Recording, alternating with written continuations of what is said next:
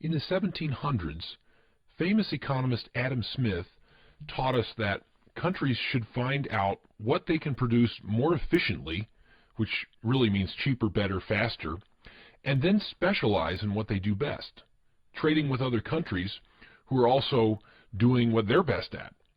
For example, let's say you're entering the job market and you're evaluating your options for a career. At the same time, your neighbor, Bob, is also evaluating his options. Now, you have an absolute advantage over Bob in baking cakes. Whether it's chocolate cake, vanilla cake, or pineapple upside-down cake, if both of you bake the same cakes side by side, you'd be the one who could bake 3 times as many cakes in an hour as he could. You're really good at baking cakes, and certainly better than Bob is, who's struggling to get the first cake rolling. Between the two of you, you are the best at it. And in economics, we say that you have an absolute advantage over your neighbor when you can produce a good more efficiently in the same amount of time. When we take the same concept and apply it to the world economy, we find that some countries have an absolute advantage at producing goods. Why is that? Because resources tend to be different in different countries. One country is rich in oil, while another country has an abundance of coconuts. And when resources are different, it tends to create absolute advantages. This idea became the basis of international trade for many years. If everyone exports what they're best at, then most countries will be better off because they'll be able to produce and sell more, and they'll have access to a lot more goods and services that other countries produce more efficiently than they do. But absolute advantage is different than comparative advantage, and it's important to know the difference.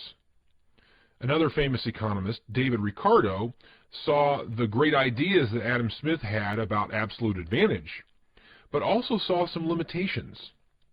For example, if everyone simply does what they're best at and trades with the rest of the world, it is possible that some countries aren't best at anything, or at least maybe they haven't discovered it yet.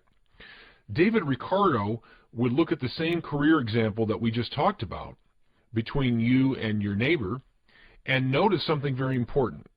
He would notice that not only are you better than your neighbor at baking cakes, but you have the skill to be a rocket scientist as well. And in order for you to choose a career as a cake boss, designing incredible, enormous cakes for weddings and special events, you'd have to give up or sacrifice the opportunity to pursue an even more profitable career, starting a company that designs rockets that take people into space for short vacations, let's say.